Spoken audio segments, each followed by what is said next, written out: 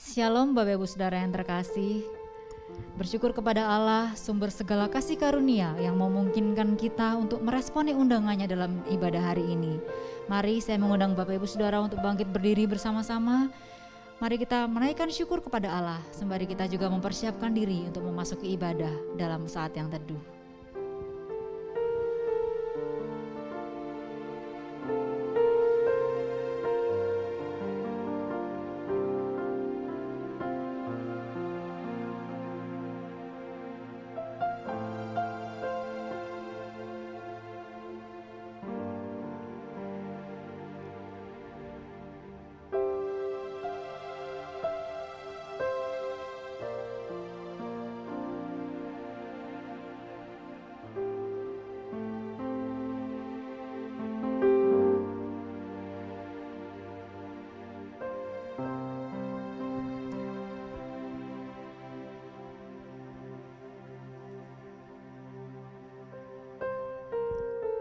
Ibadah kita pada hari ini didasari dengan keyakinan bahwa pertolongan kita adalah dalam nama Tuhan yang menjadikan langit dan bumi dan yang tiada pernah meninggalkan hasil ciptaan tangannya.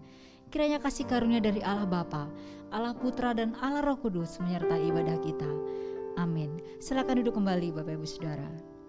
Mazmur 150 ayat 1 dan 2. Haleluya, pujilah Allah dalam tempat kudusnya, pujilah Dia dalam cakrawalanya yang kuat. Pujilah Dia karena segala keperkasaannya. Pujilah Dia sesuai dengan kebesarannya yang hebat. Mari kita menaikkan segala pujian dan hormat bagi Allah, sebab Dia Allah yang layak dipuji dan ditinggikan. Nyanyi pujian bagimu.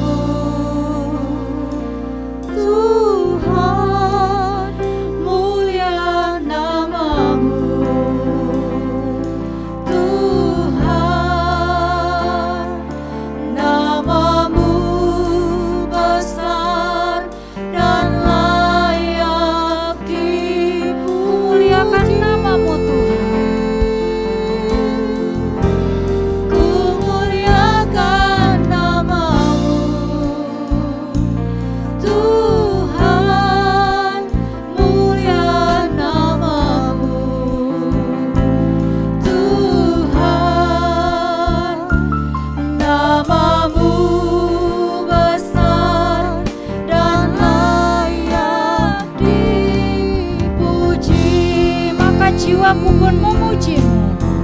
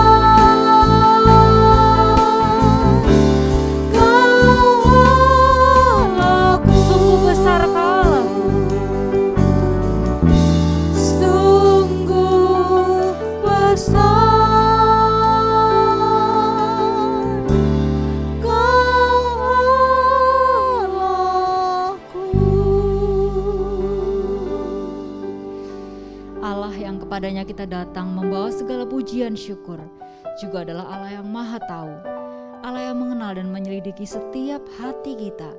Tidak ada satupun yang tersembunyi di hadapannya. Sebab itu Bapak Ibu Saudara, mari kita datang kepada Tuhan. Kita mengoreksi hati dan hidup kita. Apakah selama ini kita sudah hidup menurut jalan yang ditunjukkannya?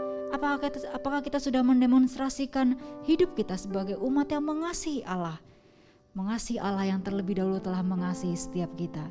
Adakah kita sudah menjadikan Dia sebagai kekuatan dan pengharapan kita? Sembari Singer menyanyikan pujian ini, saya rindu mengajak Bapak Ibu Saudara sekalian untuk menghampiri Allah dengan kerendahan hati, dengan jujur kita mengakui segala dosa dan memohon pengampunan Tuhan.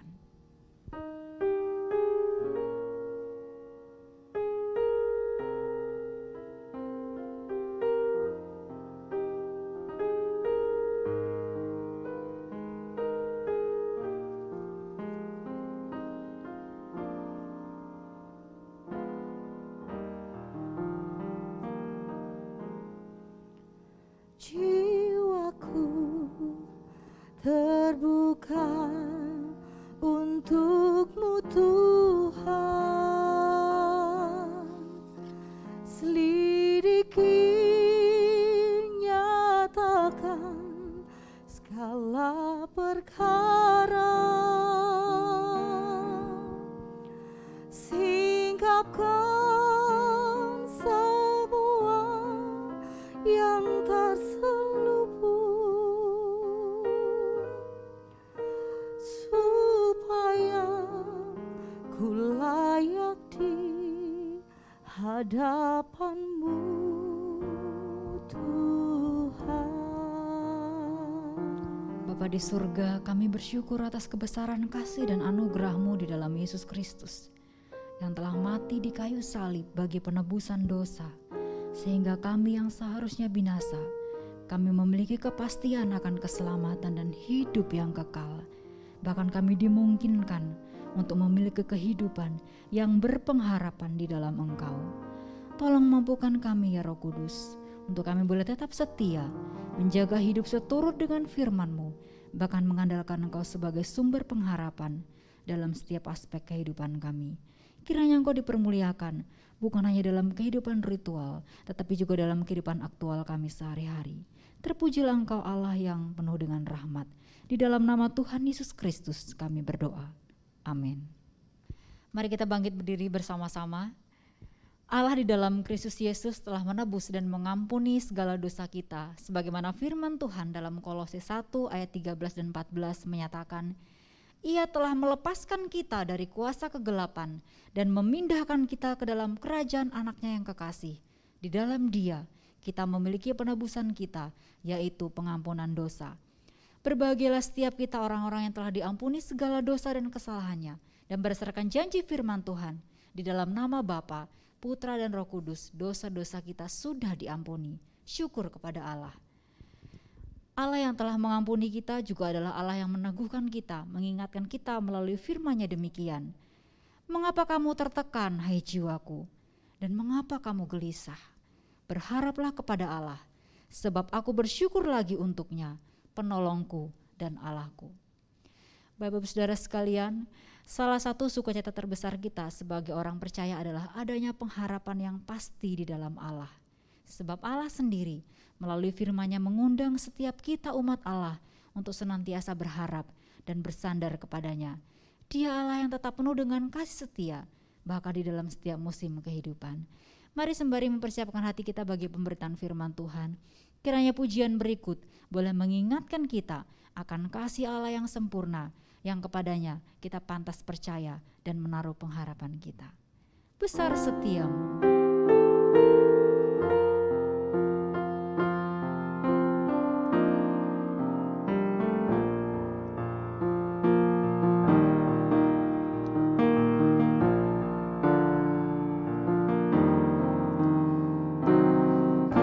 Besar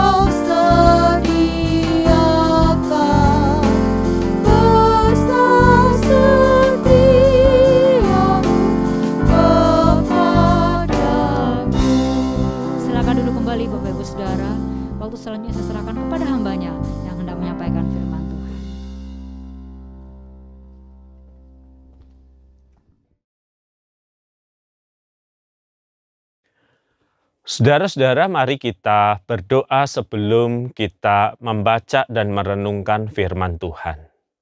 Mari kita berdoa. Berbicaralah kepada kami ya Tuhan, sebab kami telah siap untuk mendengar.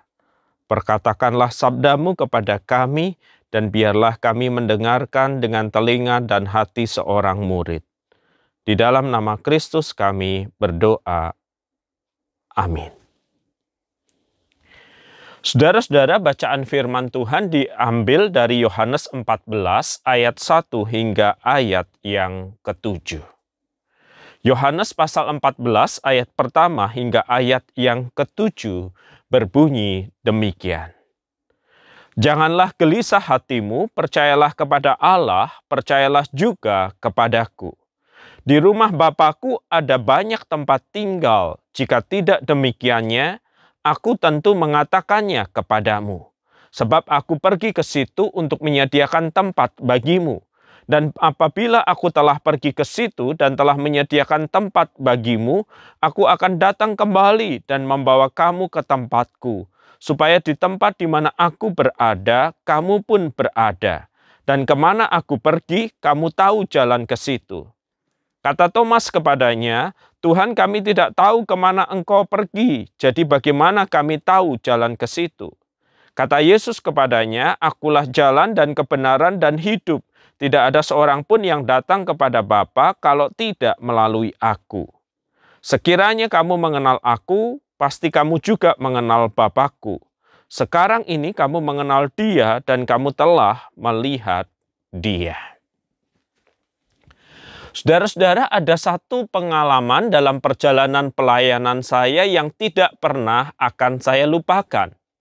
Waktu itu saya masih menjadi penginjil di sebuah gereja yang ada di luar kota Surabaya.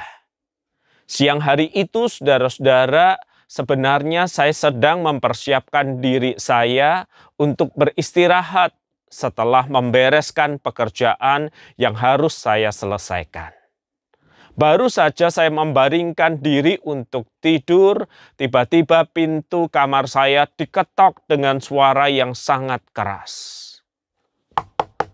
Kak, segera keluar Kak, segera keluar, cepat penting ini, Kak segera keluar Kak. Segera saya bangun saudara-saudara dan membuka pintu kamar saya dan menemukan dua orang pemuda meminta saya segera untuk keluar dan menengok teman mereka. Gawat Kak, ini antara hidup dan mati. Kakak harus segera datang ke rumah sakit. Maka saya pun berganti pakaian dan segera menuju ke rumah sakit bersama dengan mereka. Ketika turun dari motor itu, saudara-saudara, saya bertanya kepada mereka apa yang terjadi, siapa sebenarnya yang sedang sakit. Dan mereka menjawab, si XK antara hidup dan mati. Bagaimana mungkin si X ada dalam kondisi antara hidup dan mati? Sabtu yang lalu dia masih melayani, bukan? Lalu setengah berbisik mereka berkata, si X tadi mencoba bunuh diri. Saudara, segera saya berjalan menuju tempat di mana si X dirawat, dan karena saya seorang hamba Tuhan, saya mendapatkan izin untuk mendekat. Saya melihat si X sedang terbaring dengan berbagai infus yang menancap di tubuhnya. Ia masih bisa berkomunikasi, karena itu saya bertanya, kenapa sampai begini?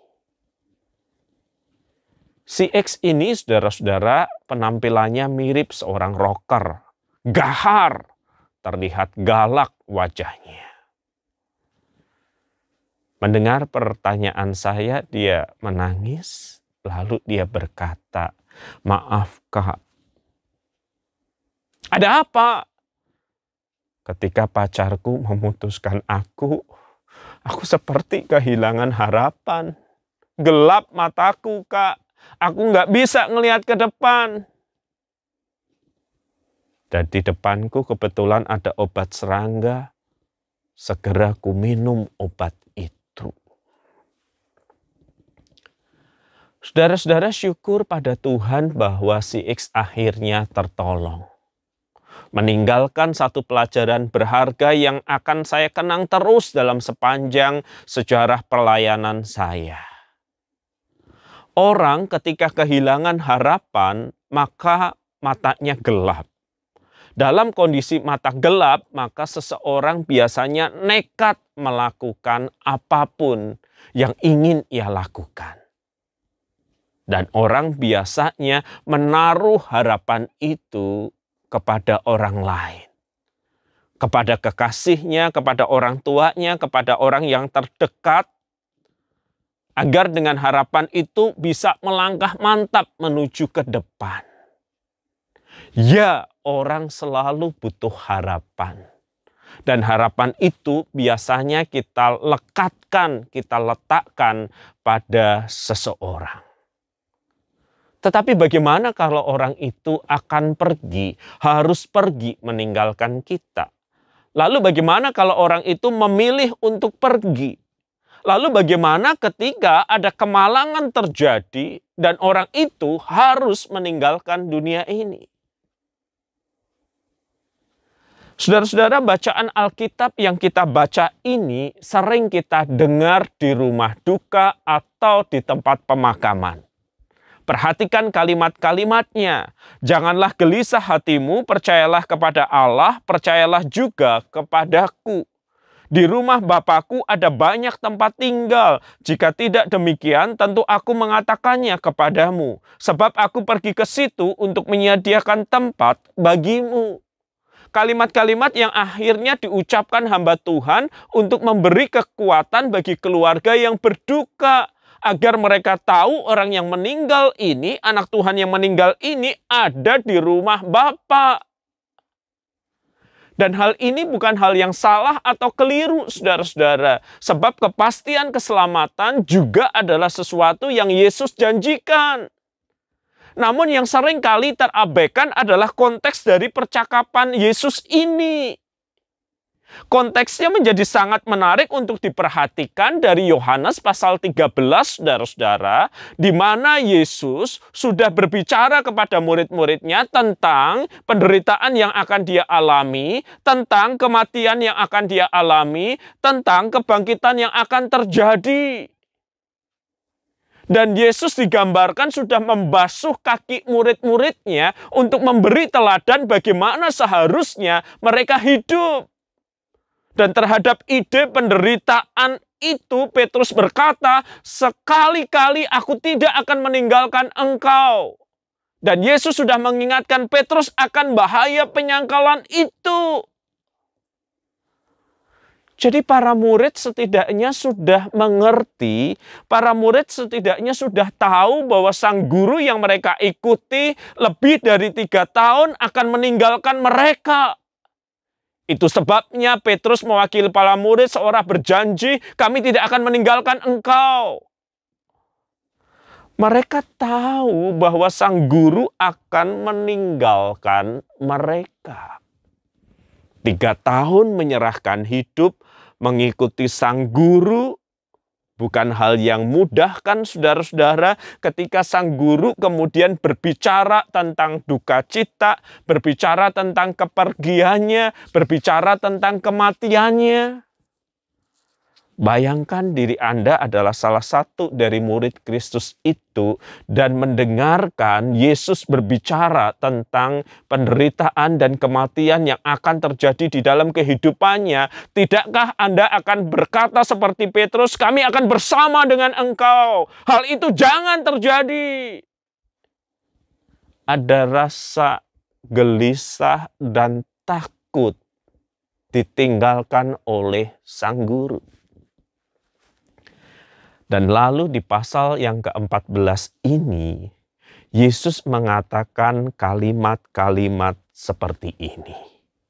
Di rumah Bapakku banyak tempat tinggal. Jika tidak demikian tentu aku mengatakannya kepadamu. Sebab aku pergi ke situ menyediakan tempat bagimu.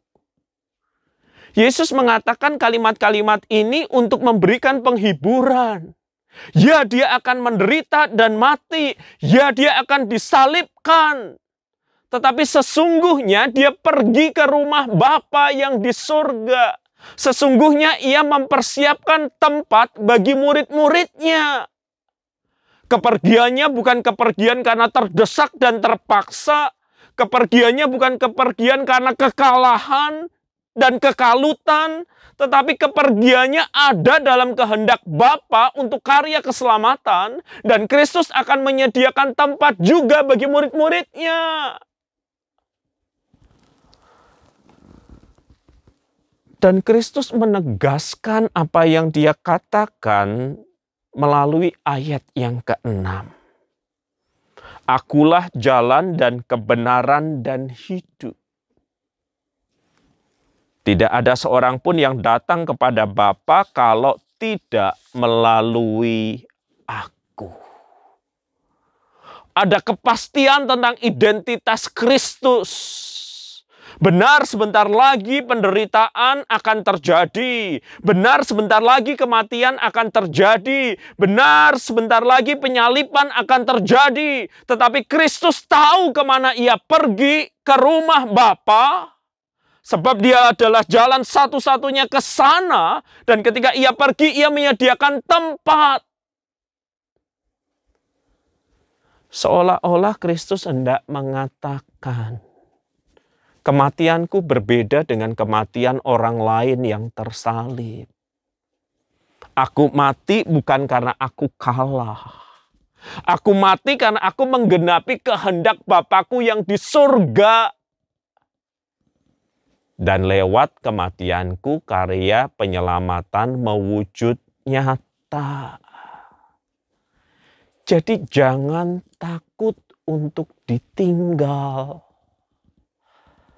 Kepastian akan surga itu, tempat yang kupersiapkan bagimu, harus memberimu keberanian untuk menjalani hidup sebagai murid Kristus.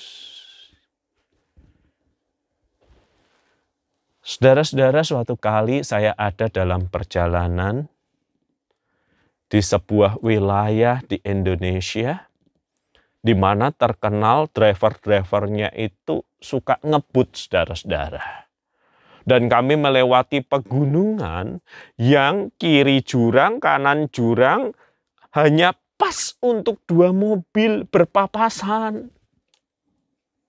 Pun di jalan yang sempit dengan jurang di kiri dan kanan itu, driver kami itu mengemudi dengan sangat kencang, saudara-saudara. Tak heran beberapa kali kami berteriak ketika berpapasan dengan mobil. Tuhan tolong! Tuhan tolong! Dan rekan saya yang di depan berkali-kali menginjakkan kaki kanannya seolah-olah dia punya kuasa mengerem mobil itu, saudara-saudara. Mobil itu yang berjalan dengan kecepatan kencang menjadi gaduh oleh suara kami para pendeta. Sampai menjelang kami berhenti di dekat sebuah tempat makan untuk beristirahat, drivernya berkata kepada kami, Bapak Ibu ini tenang saja, Bapak Ibu kan orang Kristen. Saya yang bukan Kristen aja tahu kalau Bapak Ibu orang Kristen, mati udah pasti masuk surga. Saya yang belum tahu mau kemana. Yang sudah pasti masuk surga tenang aja. Paling kalau tabrakan juga Bapak Ibu nyampe surga. Saya ini yang nggak tahu nyampe mana. Saudara, kami tertawa mendengar apa yang dia katakan. Betul kami para pendeta, betul kami manusia yang masih takut dengan kecelakaan dan musibah. Tapi dari bibir sang driver dia mengatakan satu kebenaran, bukan? Orang yang tahu kalau dia pasti mati masuk surga, mendapatkan janji keselamatan dari Bapa, bukankah harus menjalani hidup ini dengan berani? Bukankah harus menjalani hidup ini sepenuh hati dan berani? Karena seandainya pun sesuatu terjadi, rumah Bapa tersedia bagi kita, bukan? Saudara, saya rasa ini prinsip mendasar yang Tuhan Yesus ingin ajarkan kepada murid-muridnya dan kepada kita. Bahwa kita punya pengharapan kekal di dalam Kristus. Dan pengharapan kekal itu mesti mempengaruhi perilaku kita di dunia yang temporal atau sementara itu. Tidak heran bukan saudara-saudara, sejarah mencatat para murid Kristus yang mendengar janji Kristus tentang rumah Bapa itu, mereka mayoritas mati sebagai martir, bukan? Mereka tidak gentar, mereka tidak takut, mereka tidak kehilangan pengharapan. Pengharapan akan surga dan kekekalan itu memberi mereka keberanian untuk mempertaruhkan nyawa mereka demi Kristus, untuk menjalani kehidupan sesusah apapun juga. Kita tahu ketika kita menaruh pengharapan pada manusia, manusia bisa mengecewakan. Kita terluka. Kita kehilangan semangat dalam menjalani ini. Tetapi ketika kita menaruh pengharapan pada Kristus yang setia pada janjinya, bukankah janji akan keselamatan kekal itu seharusnya membuat kita tabah menghadapi kesulitan demi kesulitan, pergumulan demi pergumulan, sebab kita punya pengharapan yang tak tergoncangkan oleh apapun juga, bukan? Perspektif kita tentang pengharapan kekal mesti memberikan kepada kita keberanian untuk menjalani hidup sehari-hari. Bahwa Ia tidak pernah meninggalkan kita.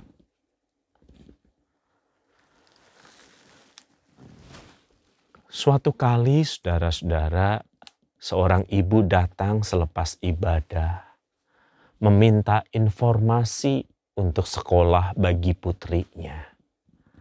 Sementara saya tahu, putri-putrinya itu sudah menyelesaikan sekolah, sebagian sudah bekerja. Lalu saya bertanya, apakah ada putri ibu lain yang belum saya kenal? Dia terdiam menunduk lalu berkata, iya sih Pak WP, sebenarnya ini anak almarhum suami saya. Tetapi sudah saya anggap seperti anak saya sendiri. Sebentar, saya tahu ibu waktu menikah masih sendiri, bapak juga masih sendiri, tidak membawa anak dari pernikahan sebelumnya. Lalu mengapa ibu mengatakan ini anak suami ibu yang sudah ibu anggap sebagai anak ibu sendiri? Dengan suara yang lebih lirih dia berkata, ya ini anak suami saya sama perempuan lain. Sejak kecil kadang dibawa ke rumah, tinggal di tempat kami. Wow. Ibu ketika tahu pertama kali peristiwa ini, apa yang ibu rasakan? Hati saya hancur berantakan Pak WP, dan sempat ada benci kepada si anak.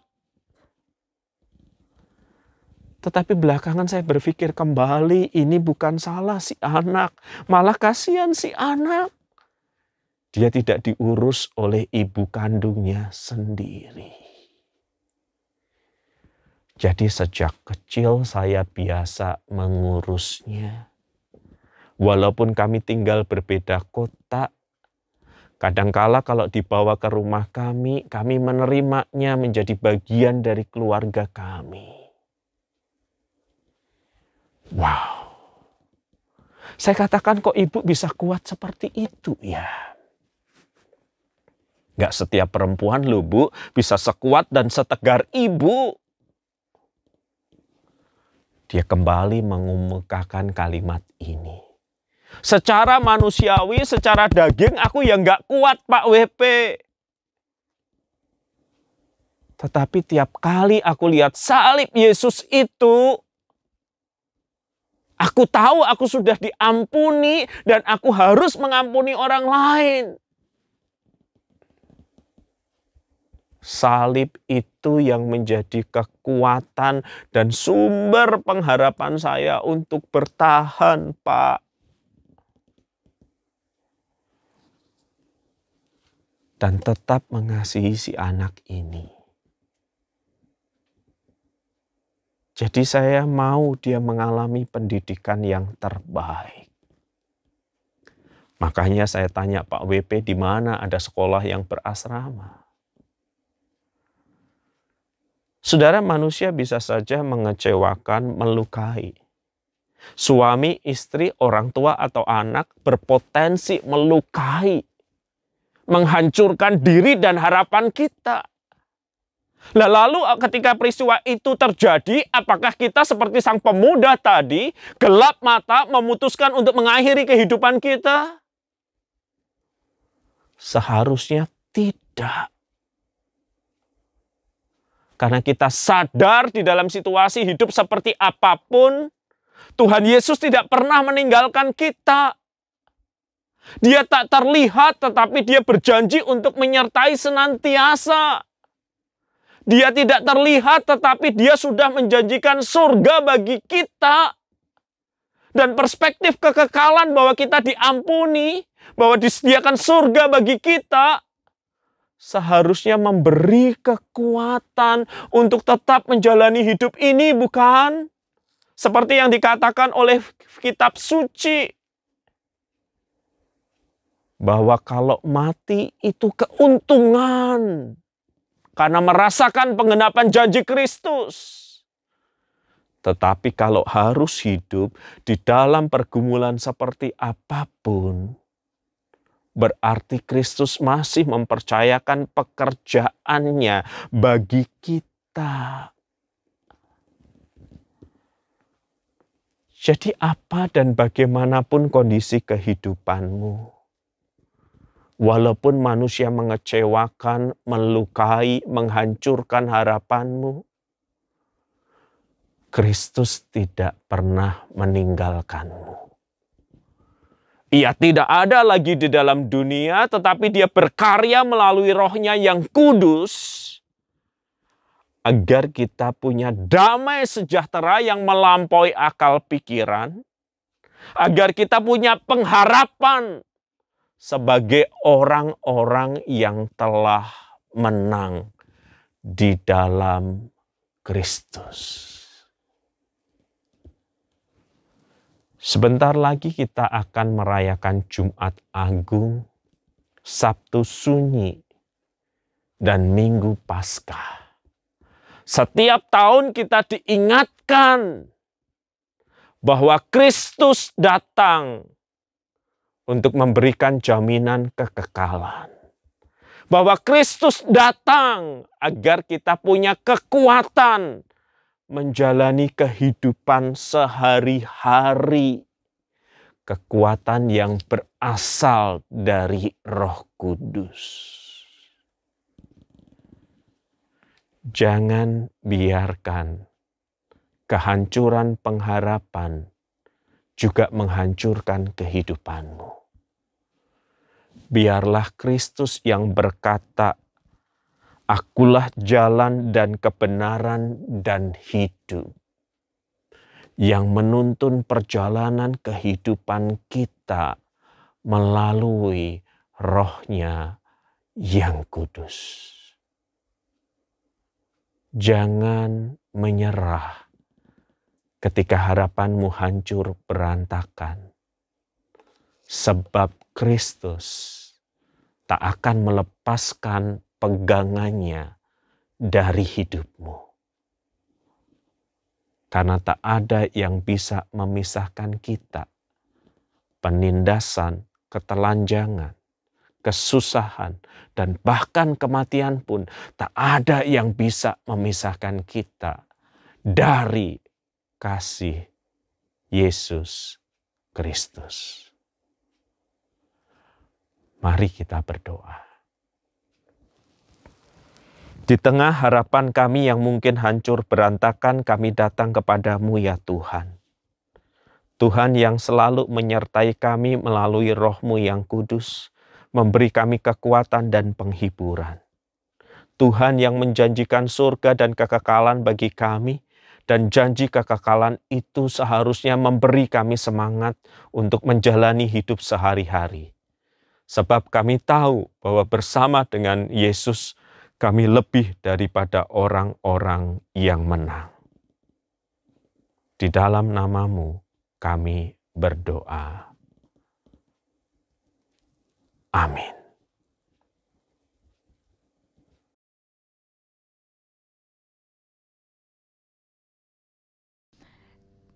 Terima kasih kepada hamba-Nya sudah menyampaikan kebenaran firman Tuhan. Saya mengundang Bapak Ibu Saudara untuk bangkit berdiri bersama-sama. Mari bersama dengan orang kudus di sepanjang zaman dan tempat kita mengikrarkan pengakuan iman kita. Aku percaya kepada Allah Bapa yang Maha Kuasa, Khalik langit dan bumi, dan kepada Yesus Kristus, anaknya yang tunggal Tuhan kita, yang dikandung dari Roh Kudus, lahir dari anak darah Maria, yang menderita sengsara di bawah pemerintahan Pontius Pilatus, disalibkan, mati dan dikuburkan, turun ke dalam kerajaan maut. Pada hari yang ketiga, bangkit pula dari antara orang mati, naik ke surga, duduk di sebelah kanan Allah Bapa yang Maha Kuasa, dan dari sana Ia akan datang untuk menghakimi orang yang hidup dan yang mati. Aku percaya kepada Roh Kudus, gereja yang kudus dan am, persekutuan orang kudus, pengampunan dosa, kebangkitan tubuh, dan hidup yang kekal. Amin. Silakan duduk Bapak Ibu Saudara.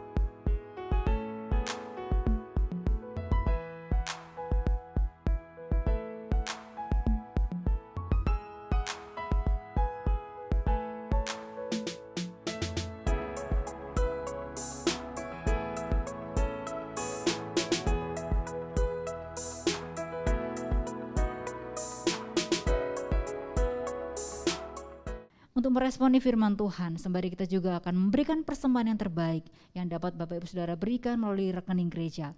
Mari kita nyanyikan pujian ini bersama-sama. Satu-satunya yang kuandalkan.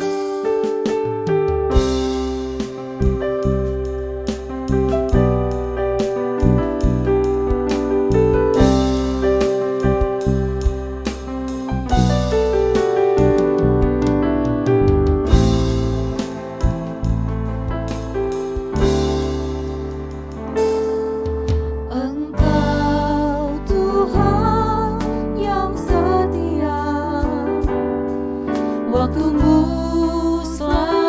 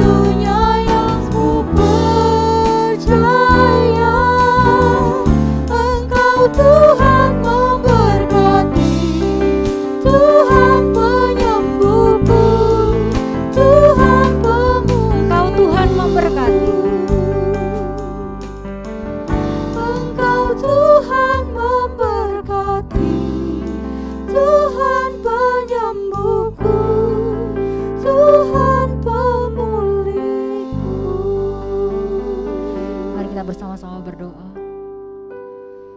Bapa di surga, terpujilah Engkau, Allah sumber pengharapan dalam hidup kami, Allah yang dapat kami percaya dalam menjalani kehidupan yang bahkan penuh dengan tantangan dan pergumulan. Kami berterima kasih atas segala berkat-Mu bagi usaha dan pekerjaan kami, sehingga hari ini kami dapat kembali memberikan persembahan sebagai wujud nyata dari rasa syukur kami kepada Engkau, Allah sumber segala berkat. Kiranya Engkau memberkati persembahan kami agar dapat mendukung pelayanan yang ada di tempat ini. Bapa di surga, kami pada kesempatan ini juga rindu berdoa bagi bangsa dan negara kami Indonesia. Kami terus memohon belas kasihan dan lawatan-Mu bagi negeri kami. Kiranya Tuhan Engkau memberkati pemerintah yang memerintah di negeri ini, yang mereka boleh melayani sebagai wakil rakyat, baik dari pusat maupun daerah. Kiranya mereka boleh terus diberkati Tuhan, diberkati dengan kekuatan dan hikmat, untuk mereka boleh memimpin negeri ini dengan bijaksana, dengan takut akan Engkau. Kami juga menyerahkan terus Tuhan usaha pemerintah untuk mereka boleh menangani pandemi COVID-19 ini. Kami serahkan dalam tangan-Mu. Tuhan yang akan terus menolong mereka. Terima kasih Tuhan, Kau juga menolong seluruh jemaat Tuhan di tempat ini, GKT Betani Jakarta. Tuhan yang terus menolong mereka, memulihkan kehidupan mereka dalam setiap pergumulan yang mereka hadapi. Tuhan yang akan memberikan kekuatan, iman mereka boleh semakin teguh di dalam Engkau. Mereka terus menaruh pengharapan mereka kepada Engkau, sebab kami percaya, jemaat-Mu percaya akan kebaikan, akan kasih setia Tuhan yang tidak pernah habis dalam hidup kami semua. Terpujilah Engkau Tuhan, kami bersyukur, kami menyerahkan doa ini hanya di dalam nama Tuhan Yesus Kristus, Juru Selamat kami yang hidup kami berdoa. Amin. Mari kita bangkit berdiri bersama-sama, kita akan bersama-sama menaikkan doksologi dan doa berkat akan dipimpin oleh Pendeta Budiono.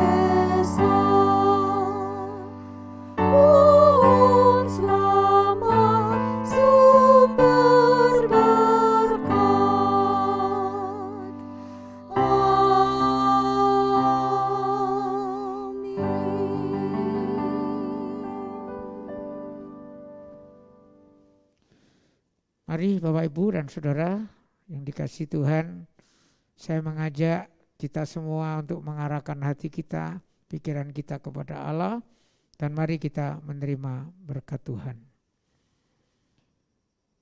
Tuhan memberkati engkau dan melindungi engkau. Tuhan menyinari engkau dengan wajah-Nya dan memberi engkau kasih karunia. Tuhan menghadapkan wajah-Nya kepadamu dan memberikan engkau damai sejahtera. Amin.